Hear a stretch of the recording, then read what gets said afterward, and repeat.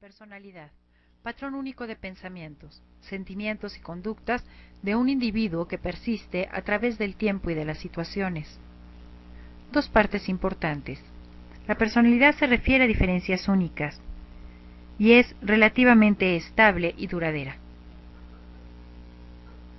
El problema que interviene para definir la personalidad exclusivamente en términos de su valor como estímulo es que el mismo individuo no es valorado de la misma manera por diferentes personas. Las definiciones que se hacen de la personalidad, que son más ampliamente empleadas por los psicólogos, pueden ser agrupadas en 4 clases o categorías, que son definición de conjuntos, definiciones integrativas, definiciones de la totalidad y definiciones que subrayan el ajuste. Definiciones de conjunto. Se toman en cuenta todos los procesos o actividades de que es capaz un individuo, como son los intereses, los hábitos y las capacidades. Definiciones integrativas. Es la organización integrada de todas las características cognitivas, afectivas, conativas y físicas de un individuo, tal como se manifiesta en distinción focal de otros individuos. Definición de la totalidad. Es la forma de los diversos aspectos que componen la personalidad. Definición de ajuste. Normas características de ajuste del individuo. Teorías de la personalidad.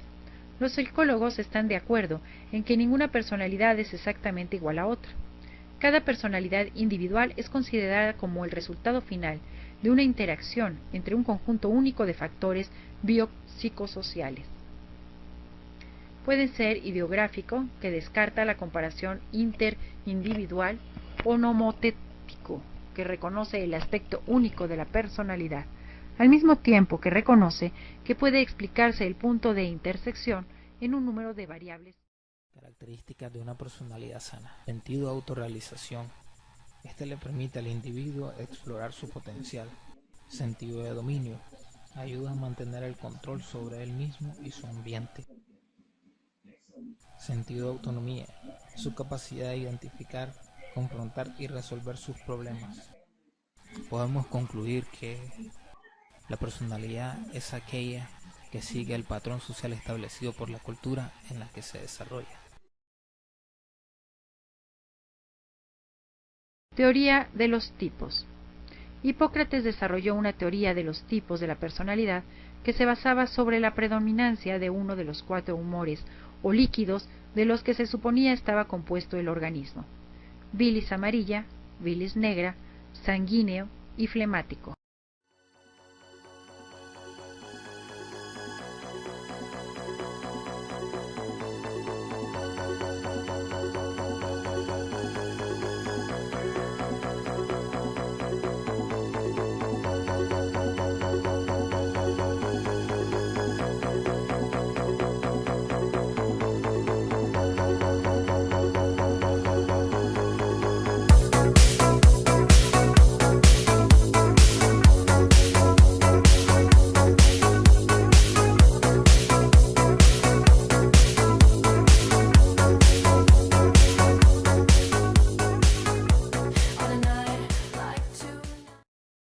Sheldon comenzó el desarrollo de su teoría de los tipos constitucionales, ideando un esquema de clasificación para la estructura física.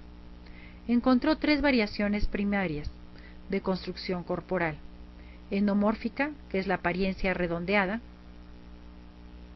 mesomórfica, predominancia de los huesos y los músculos; ectomórfico, huesos largos y delicados, músculos más desarrollados y esbeltez.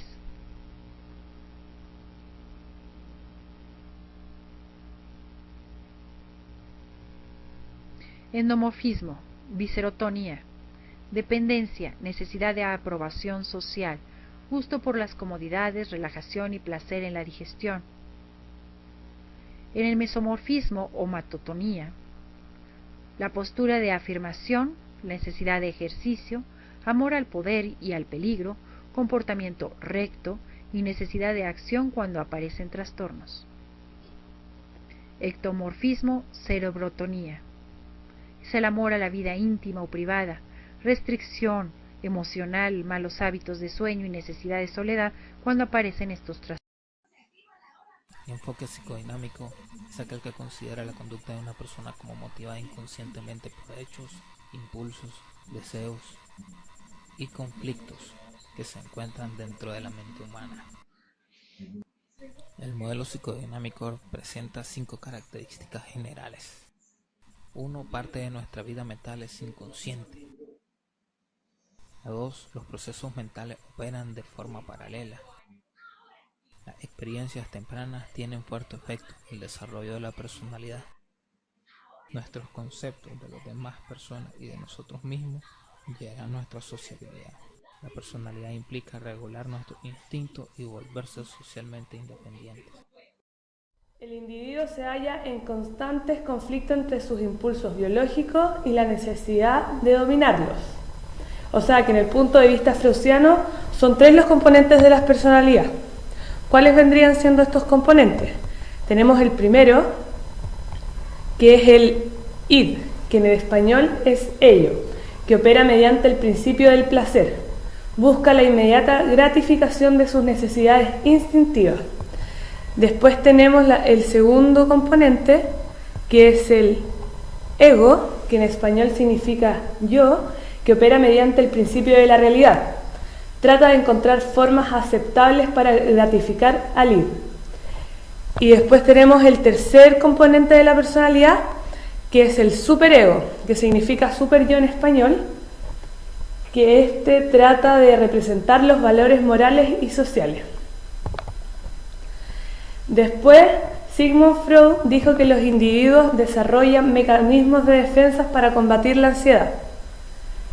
Dentro de estos mecanismos podemos ver que trabajan con el inconsciente y distorsionan la realidad. Uno de los ejemplos de mecanismos de defensa tenemos el desplazamiento, el sublimación, la representación, la regresión, la proyección, formación reactiva y la racionalización. Después tenemos las etapas del desarrollo psicosexual que las impuso Sigmund Freud, que dijo que se refiere a los progresivos cambios en las áreas de gratificación conocidas como las zonas erógenas. De acuerdo a Sigmund Freud, hay 5 etapas de desarrollo psicosexual, que es la etapa oral, anal, fática, latencia y genital. Si la identificación en una fase particular no es apropiada, puede producir una fijación en esta etapa. Esto quedará reflejado en los rangos de la personalidad de cada individuo. O sea, para que un individuo complete su personalidad, tiene que pasar por todas estas etapas. Desde el nacimiento, de los 12 a los 18 meses, el niño se halla en la primera etapa, que es la etapa oral, en la cual la zona erógena es en el área de la boca. La alimentación es particularmente importante para asegurar el éxito en esta etapa. O sea, esto quiere decir que los niños sienten el placer en la boca. Es por eso que cuando los niños están recién nacidos, siempre se llevan toda la boca, los juguetes, las manos, todas esas cosas. Después tenemos la segunda etapa, que va de los 12 a los 18 meses, a los 3 años, que el niño se encuentra en la etapa anal, siendo el ano la zona erógena, que es la fase en el tratamiento en el hábito de limpieza. O sea, ahí es cuando los niños tienden a usar mucho más pañales, ya que les causa placer hacer necesidades. Después viene la etapa fática, que es de los 3 a los 6 años. Cuando la zona erógena cambia al área fática, el niño tiene que resolver el complejo de Edipo y el de la niña el de Electra. Esto quiere decir que el niño se enamora de la madre y la niña se enamora del padre. La identificación con el progenitor del mismo sexo es el objetivo de esta resolución.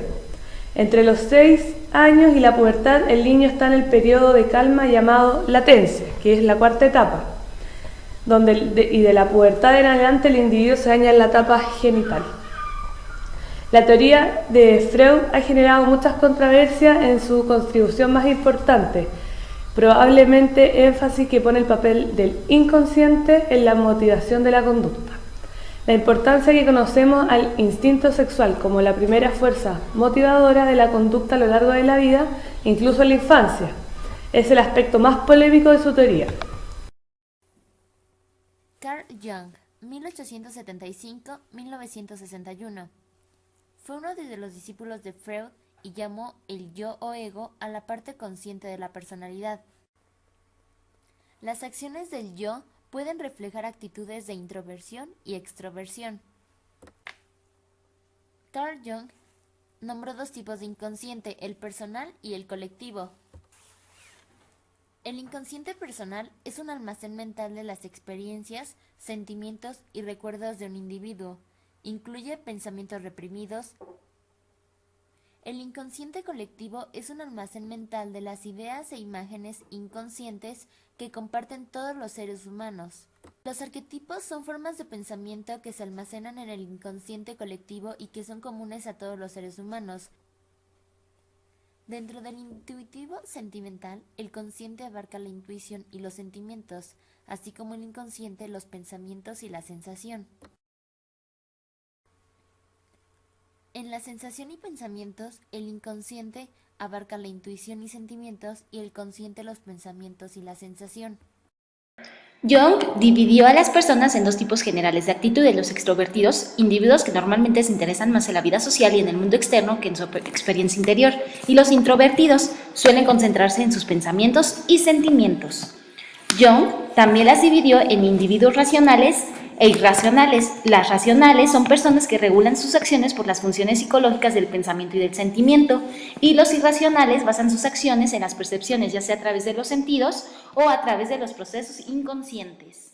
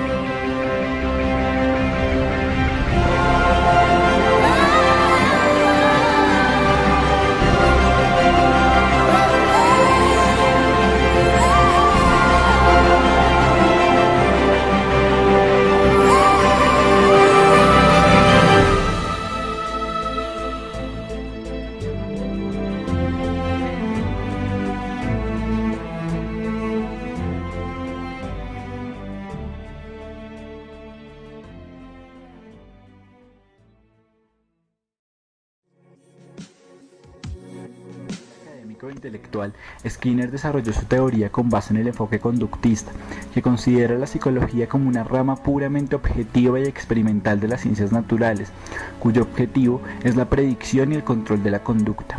A partir del descubrimiento de Pavlov, con el experimento que consistía en asociar el sonido de un timbre con la aparición de comida, que inducía la salivación de un perro y que después de repeticiones mostraba cómo el timbre, a pesar de la ausencia de comida, terminaba evocando la conducta de salivación, John Watson desarrolló este enfoque, y planteó un modelo de la conducta que luego fue criticado y considerado reduccionista, pues explicaba el comportamiento a partir de conexiones simples entre estímulo-respuesta. Y fue ahí donde Skinner, con una posición positivista, con el convencimiento de que el psicólogo científico debe describir la realidad de los factores observables que intervienen en el proceso conductual y las relaciones funcionales entre diferentes conductas, siempre y cuando sean observables objetivamente, postuló lo que se conoce como conductismo operante. Teorías humanísticas de la personalidad. Es aquello que nos impulsa a una motivación positiva, es decir, que los humanos no se limitan solo a resolver conflictos latentes, sino que la vida es un proceso de abrirnos ante el mundo circundante y de disfrutar la alegría de vivir. Carl Rogers nos da 4 tendencias. La tendencia a la realización, autorrealización, consideración positiva incondicional, consideración positiva condicional.